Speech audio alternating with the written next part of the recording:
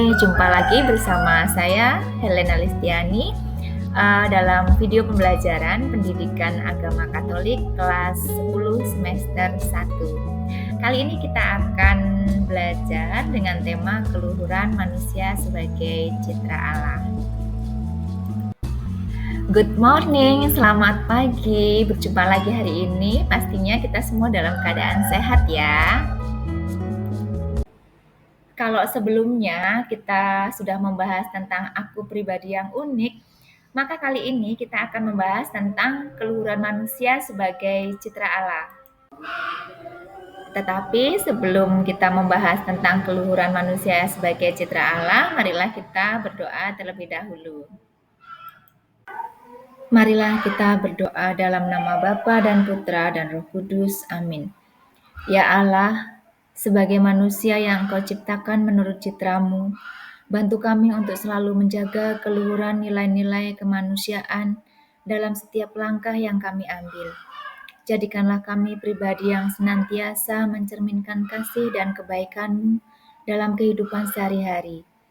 Bimbinglah kami agar ilmu yang kami pelajari dapat kami gunakan untuk kebaikan, demi kemajuan diri, masyarakat dan lingkungan kami. Jauhkanlah kami dari sifat sombong dan angkuh, dan tanamkanlah dalam diri kami sikap rendah hati serta semangat untuk terus belajar.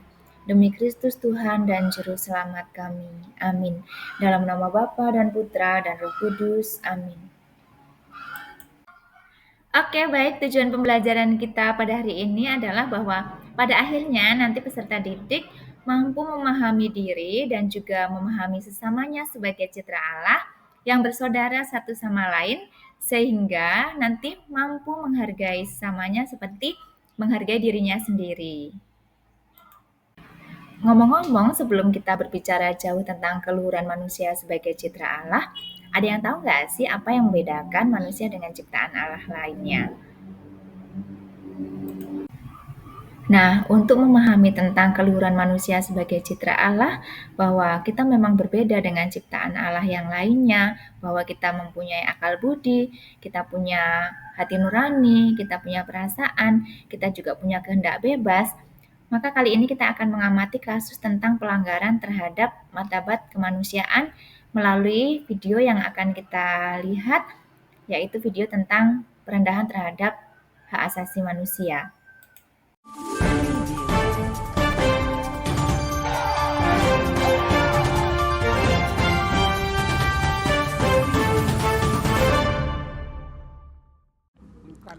Komisi Nasional Hak Asasi Manusia Republik Indonesia atau Komnas HAM RI mengumumkan hasil pemantauan dan penyelidikan awal perkara pembunuhan dan mutilasi 4 warga Nduga di Kabupaten Mimika, Papua pada Selasa 20 September 2022. Komnas HAM RI menyimpulkan para pelaku melakukan penyiksaan, kekerasan, dan atau perlakuan yang merendahkan harkat martabat kemanusiaan para korban. Diikuti tindakan pembunuhan para korban, kemudian jenazah mereka dimutilasi. Memang ini merendahkan nurani kita sebagai manusia, ya, merendahkan kita sebagai manusia yang beradab. Tindakan pelaku ini, nah, kita minta memang dihukum seberat-beratnya. Kalau keluarga korban mintanya dihukum mati, kalau kami dihukum seberat-beratnya dan segera dipecat. Pembunuhan dan mutilasi 4 warga sipil asal Kabupaten Nduga terjadi di Satuan Pemukiman 1, Distrik Mimika Baru, Kabupaten Mimika, pada 22 Agustus 2022 lalu. Keempat korban adalah Arnold Lokbere, Irian Nirigi, Lemaniel Nirigi, dan Atis Tini. Polisi Militer Komando Daerah Militer Kodam 17 Cendrawasih telah menetapkan 6 prajurit Brigade Infanteri Raider 20 Imajaya Keramo sebagai tersangka, yaitu Mayor HF, Kapten DK, Praka PR, Pratu RAS, Pratu PC, dan Pratu R. Sementara penyidik Kepolisian Daerah Polda Papua menetapkan 4 warga sipil sebagai tersangka kasus yang sama, yaitu APL alias Jack, DU, R, dan RMH yang hingga saat ini masih menjadi buronan.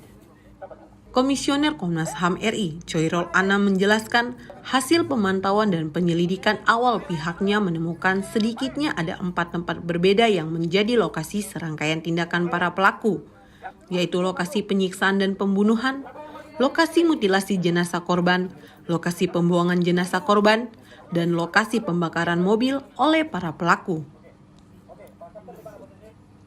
Hasil investigasi Komnas HAM RI juga memastikan adanya unsur perencanaan dalam pembunuhan dan mutilasi itu karena pelaksanaan pembunuhan tertunda dari rencana awal pada 20 Agustus 2022 menjadi 22 Agustus 2022. Selain itu, setidaknya ada satu pelaku yang mengenal setidaknya salah satu korban. Investigasi Komnas HAM juga menyimpulkan bahwa tindakan para pelaku memutilasi jenazah keempat korban merupakan obstruction of justice yang dilakukan untuk menghilangkan bukti kejahatan mereka.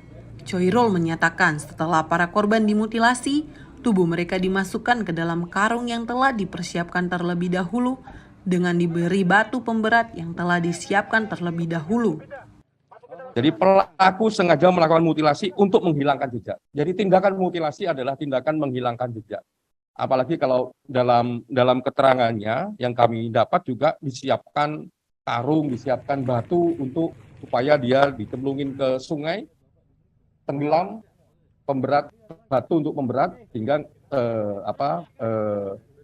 jenazah tidak naik ke permukaan. Nah, itu jadi pilihan kekerasan dengan mutilasi itu untuk menghilangkan jejak. Nah, dalam konteks ini juga berdasarkan pola kekerasan, penyiksaan, dan perlakuan yang merendahkan martabat serta keterangan saksi, diduga bahwa tindakan yang dilakukan oleh para pelaku bukan yang pertama. Komnas HAM RI berharap aparat penegak hukum mendalami lebih lanjut kemungkinan itu.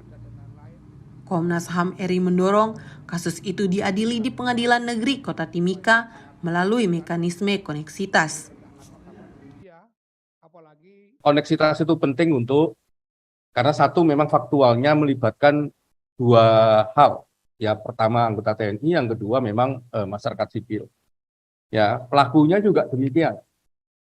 Walaupun korbannya di masyarakat sipil. Ada baiknya memang menunjukkan bahwa ada komitmen kemanusiaan, dibukalah koneksitas ini. Yang kedua, karena ini pengadilannya nanti di pengadilan negeri, ya walaupun mix gitu, tapi di pengadilan negeri itu secara psikologi masyarakat di sana itu bisa langsung melihat langsung peristiwanya, bagaimana gelar sidangnya, dan yang paling penting karena ini juga permintaan dari keluarga korban, itu koneksitas dilakukan di Mimika, itu artinya kesempatan orang untuk bersaksi juga mudah.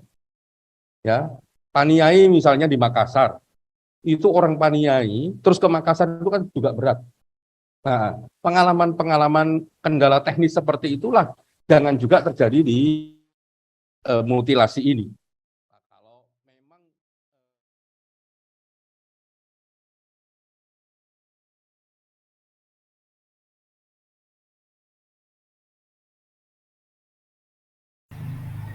Manusia itu berharga, manusia itu bernilai, maka manusia tidak dapat dijadikan sebagai objek, diperalat, diperbudak, atau dijadikan sebagai sarang untuk mencapai tujuan tertentu, baik untuk dirinya sendiri maupun untuk orang lain gitu. Manusia itu berharga, manusia itu bernilai, maka manusia tidak dapat dijadikan sebagai objek, diperalat, diperbudak, atau dijadikan sebagai sarang untuk mencapai tujuan tertentu, baik untuk dirinya sendiri maupun untuk orang lain gitu. Manusia itu berharga, manusia itu bernilai, maka manusia tidak dapat dijadikan sebagai objek, diperalat, diperbudak, atau dijadikan sebagai sarang untuk mencapai tujuan tertentu, baik untuk dirinya sendiri maupun untuk orang. Bahkan Santo Thomas Aquinas pun memandang manusia sebagai makhluk yang bermartabat sebagai citra Allah. Nah, manusia sebagai citra Allah berarti manusia diberi tugas untuk melakukan apa yang Allah buat, yaitu berkuasa atas ciptaan lainnya. Kemudian manusia sungguh akan menjadi gambar Allah kalau ia sungguh melaksanakan tugasnya itu sesuai dengan kehendak yang pencipta, maka Tugas manusia ialah meneruskan karya penciptaan Allah di dunia ini. Nah, dengan meneruskan dan melestarikan kehidupan serta melaksanakan kekuasaan atas ciptaan lain, untuk dapat melaksanakan tugas itu, manusia dibekali oleh Allah yaitu berkat-Nya dan terutama dengan kemampuan intelektual. Lalu karena manusia diciptakan sebagai citra Allah, manusia memiliki martabat sebagai pribadi. Ia bukan hanya sesuatu, melainkan seseorang. Ia mengenal dirinya sendiri, menjadi tuan atas dirinya sendiri, mengabdikan diri dalam kebebasan, dan hidup dalam kebersamaan dengan orang lain. Dan dipanggil membangun relasi dengan Allah penciptanya. Maka dari itu, menghilangkan nyawa seorang dengan alasan apapun itu sudah pasti merendahkan martabat manusia. Nah, tugas kita sebagai manusia adalah menjaga keluhuran martabat manusia, yaitu dengan mengembangkan budaya kasih. Nah, persaudaraan sejati tidak akan membedakan orang berdasarkan agama, suku, ras, ataupun golongan, karena semua manusia adalah sama umat Allah atau umat Tuhan, sama-sama dikasih Tuhan. Maka setiap orang yang membenci sesamanya artinya ia membenci Tuhan. Maka dari itu, ia kembangkan budaya kasih karena mengasihi sama artinya mengasihi Tuhan. Oke, baik, sampai di sini pemahaman kita tentang keluhuran manusia sebagai citra Allah. Semoga bermanfaat. Sekian dan terima kasih. See you next time. Bye-bye.